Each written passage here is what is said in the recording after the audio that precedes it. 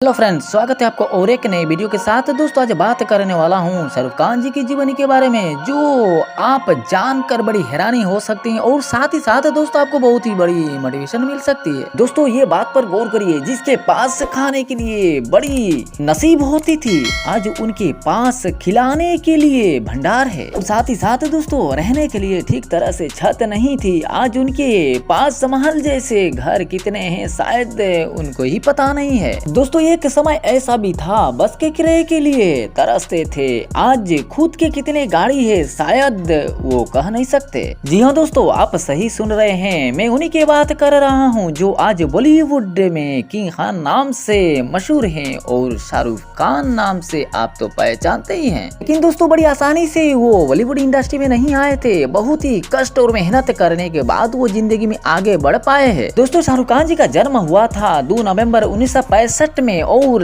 New Delhi के एक मुस्लिम परिवार में। शाहरुख खान जी का बचपन दिल्ली के राजेंद्र नगर में बीती थी। दोस्तों ये भी जानकर आप थोड़ी शंका में पड़ सकते हैं, लेकिन ये बात सच है। दोस्तों शाहरुख खान जी के पिताजी अपने परिवार चलाने के लिए दिल्ली के एक रेस्टोरेंट में अपना कारोबार करते थे और किराए के घर में रहते थे। दोस्तों शाहरुख खान जी की स्कूल की पढ़ाई शुरू हुई थी कोलंबिया स्कूल से। बचपन से ही शाहरुख खान खेल कूद के साथ साथ नाटक में भी हिस्सा लिया करते थे और साथ ही साथ दोस्तों बताऊं कि अक्सर उन्होंने फर्स्ट नंबर में अपना प्राइज नाम कर लेते थे। उनकी आगे की पढ़ाई की बात करते हैं तो बीए की इकोनॉमिक्स की डिग्री हंसराज कॉलेज से दिल्ली यूनिवर्सिटी से पूरी की थी। आगे की पढ़ाई की बात करते हैं तो दोस्तों जामिया मिलिया इस्लामिया दिल्ली में एडमिशन ले लिए थे, लेकिन आगे चलकर ये पढ़ाई की तरफ आगे बढ़ नहीं पाए, अधूरी रह गई थी। दोस्तों एडमिशन तो ले लिए थे, लेकिन वो चाहते थे कि अब जिंदगी में कुछ तो करना पड़ेगा, इसीलिए उन्होंने पढ़ाई बीच में ही छोड़ दी थी। लेकिन दोस्तों आपको बताऊं कि शाहरुख खान जी के जीवन इतनी आसानी से नहीं बीत रही थी। जब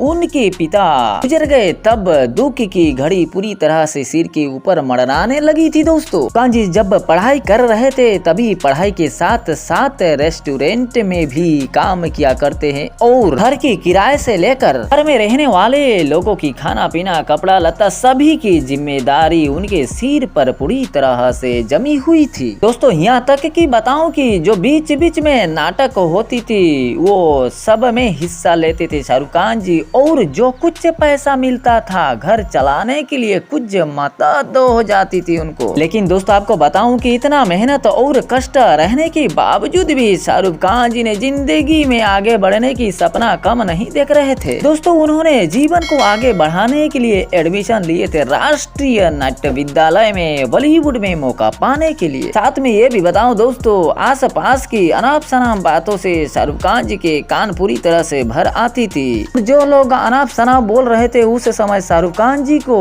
आज शायद वो बैठ कर उनके मशहूर कलाकार की अभिनय देखते हैं टीवी पर और थिएटर में। तो भी हो दोस्तों ये तो रहती है जिंदगी में, हम लोग सीधे टॉपिक पर आगे बढ़ते हैं। लेकिन दोस्तों उस समय शाहरुख खान जी ने ये सब बात अपने दिमाग में न लेकर सभी साइट करके आगे बढ़ने की कोशिश कर रहे और टेलीविजन सीरीज दिल दरिया में पहले उन्होंने अपना अभिनय किए। के बाद दोस्तों टेलीविजन सीरीज फौजी में भी उन्होंने काम किए थे और साथ ही साथ और भी टेलीविजन सीरीज में उन्होंने अनेकों काम किए थे। टेलीविजन में काम करने की वजह से शाहरुख खान बहुत ही फेमस होने लगे थे और साथ ही साथ उनको बॉलीवुड की तरफ से ऑफर आने लग गई थी। दोस्तों शाहरुख खान जी की पहली ऑफर आई थी हेमा मालिनी जी की तरफ से दिल आसना है फिल्म में काम करने के लिए। उसके बाद दोस्तों दीवाना फिल्म के लिए उनकी ऑफर आई और उन्होंने ये काम भी किए। और साथ ही साथ दोस्तों बताऊं कि दीवाना फिल्म में काम करने के बाद वो बहुत ही बड़ी फेमस हो गई थी। इसमें 90 दशक के मशहूर एक्ट्रेस से दिव्या भारती भी इस फिल्म में शामिल थे। इसके बाद दोस्तों शाहरुख खान जी को और पीछे मोड़ के देखने की कोई भी नौबत ना